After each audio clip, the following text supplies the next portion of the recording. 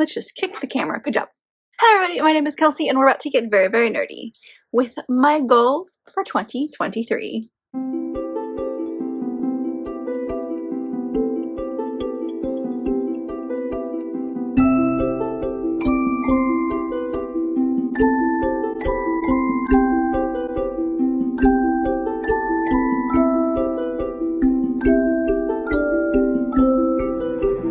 As is per tradition at this point on this channel, the very first video of the new year is my goals for the year. So I have quite a few actually. As it has happened in the past, I sit down thinking I've only got a couple. It's going to be a relatively short video. I'm not going to have a whole lot to talk about. And then I end up coming up with a bunch. So this year we have 7, but each of those have individual, some of them break down even farther. So this might be more ambitious than I should be doing going into a year, coming off of a year where I kind of let mood reading take control, and I'm still, I don't think, up to where I was last year, but we're gonna just dive in and see what happens. So let's get into the goals. The very first goal is, of course, my GoodReads goal, and I set it to 100 books again this year. That just is a fun number for me to try to reach. I've been able to do it for the past few years, and I've gotten close. The previous 2, I think my first 2 years here on BookTube, I did 80 and 90 respectively, and then after that, once 2020 hit, I was able to hit 100 books each year. So while I'm gonna hopefully take a little bit of a step back this year in the sense of urgency, rather than I just want to just enjoy reading rather than trying to focus on the number, I still think 100 is a pretty attainable goal. Again, I've been able to do it for a while, and I have really been getting into manga, and I've been getting into graphic novels and things like that. So I think it'll be pretty easily attainable for me. The next one is, again, kind of a teaser to a video that I haven't done quite yet, or you guys haven't seen yet, and that is going to be the list of books that I want to read this year. I used to do it in December. Last year I did it in January, and this year I'm doing it in January again. I think I might move it back to December just because I just, I'm teasing it, and then you guys won't see it for a couple of weeks just because of how my schedule worked out. But I have a list of 10 books this year that I want to get to, and they're all going to be kind of like last year. They're all going to be books that I bought or pre-ordered in the previous year, so 2022, but this time I'm making it a shorter list, again, only 10. I've got a couple others that are just kind of there as honorable mentions of keep this in my brain as far as books I want to get to, but the solid number is 10, and they're all romances this year. So I did kind of theme it in the sense of I wanted it to really embrace the romance reader in me, because I have kind of embrace that a lot here recently, and that's the genre that I love the most right now. So I want to try to do that, and I think this was just a way to do it. But again, that video is coming, but there are 10 on it this year. So those 10 books, hopefully to get to those. My next goal is to be better at finishing series. So in the past couple of years, I've done better at actually tracking what series I'm in the middle of, what series I finish, what series I've decided to not continue with, that kind of thing. I will do a series update a little bit later. I'm thinking maybe in February, just depending on filming schedules and stuff, but I have been really good at keeping track of that. And so this year I want to try to do better at finishing series that I physically own all of the entire series of.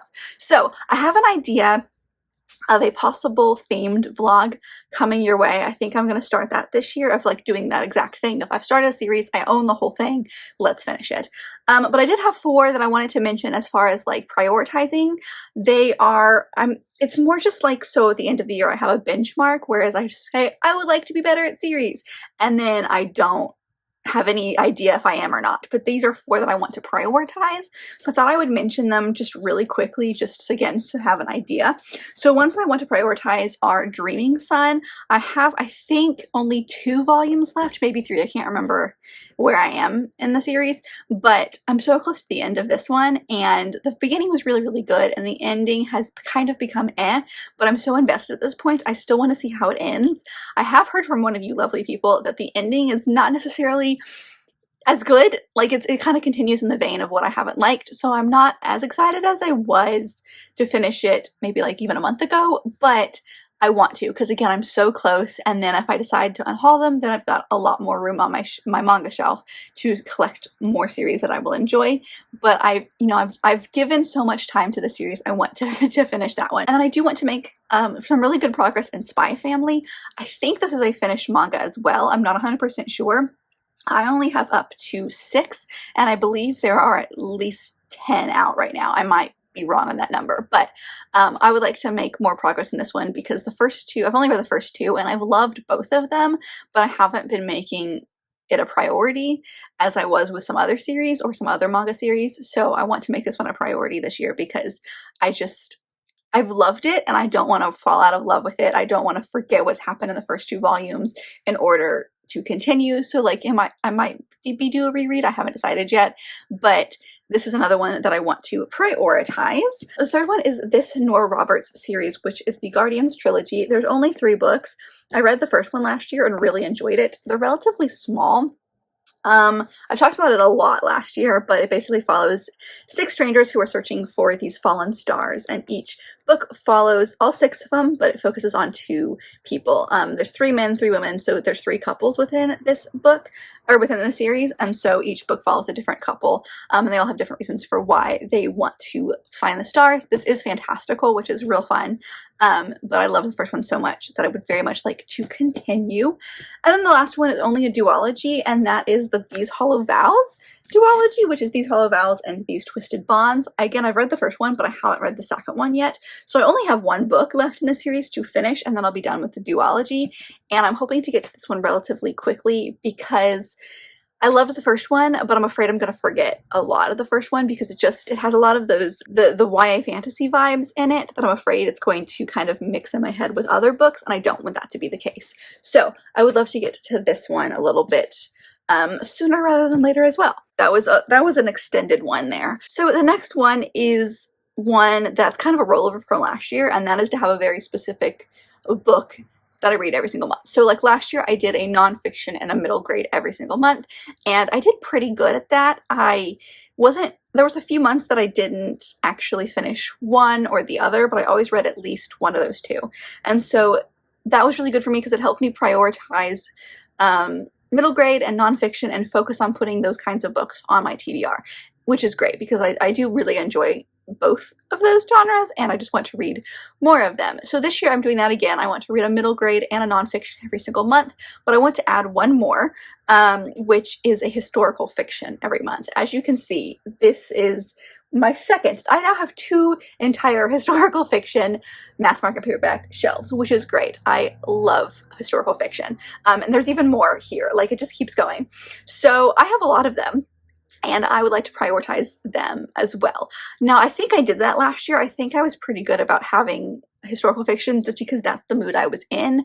But this year I want to focus on making sure that I do that. And I do have some buddy reads planned, so that should be really attainable this year, but just prioritizing the ones that I physically own, because there are so many historical fiction authors out there, historical fiction books, that I could get lost in how many there are. But prioritizing the ones that I physically own, I think will help me narrow down maybe my unread TBR, but also just like not getting too overwhelmed with the amount of historical fictions out there that I want to read. So yes, that's one. Prioritizing historical fiction could be a goal in itself, but I added it to this one just so that I could make sure that I had one nonfiction, 1 middle grade, and 1 historical romance, at least 1 every single month.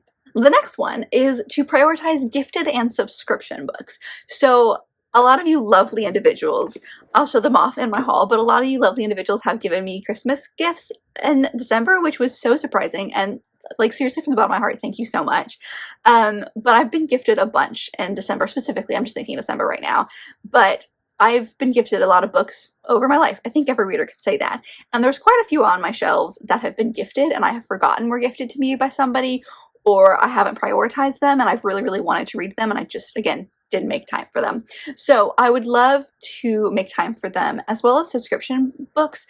I get Fairy Loot, and then for a while I did get Unplugged. So I have quite a few subscription books on my shelves that I have gotten over the last few years and are ones that I'm very interested in or I never heard anything about but I'm interested in, and I just don't make time for them. So I might tack this on in like the future to like making sure I have at least one subscription and or one gifted book every single month, as well as the ones that I previously mentioned, but just kind of keeping in the back of my mind, maybe doing some vlogs about it, or every few months I do a vlog specifically about reading subscription books, and maybe that'll keep me accountable. I'm not sure how I want to do it yet, but just having that in the back of my mind, because I have so many books that came from subscription boxes or were gifted to me, and I really need to prioritize them, and they all sound interesting. I just haven't been making the time for them. So hopefully this goal will let me do that.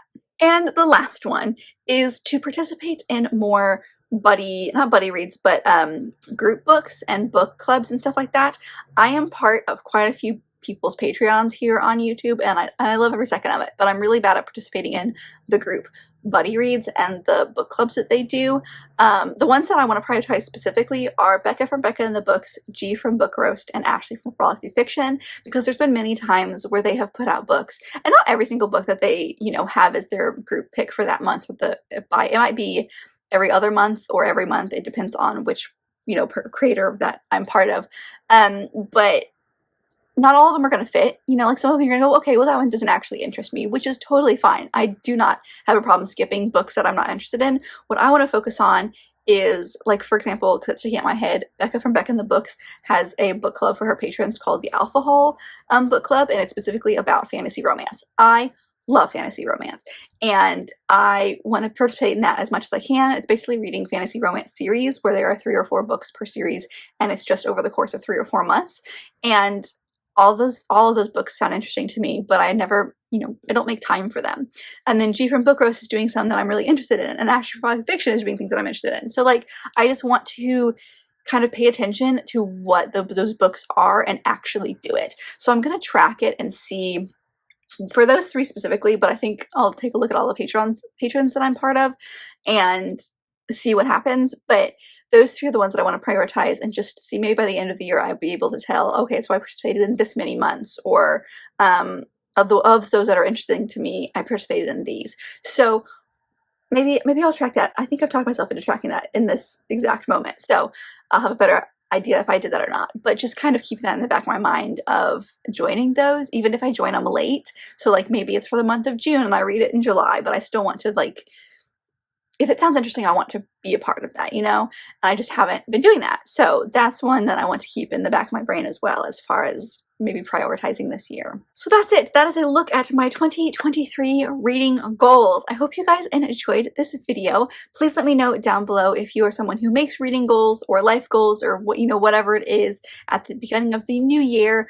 Let me know what some of yours are. I'd love to see what everyone else wants to prioritize this year. This is just a quick look at what is kind of at the top of my brain right now.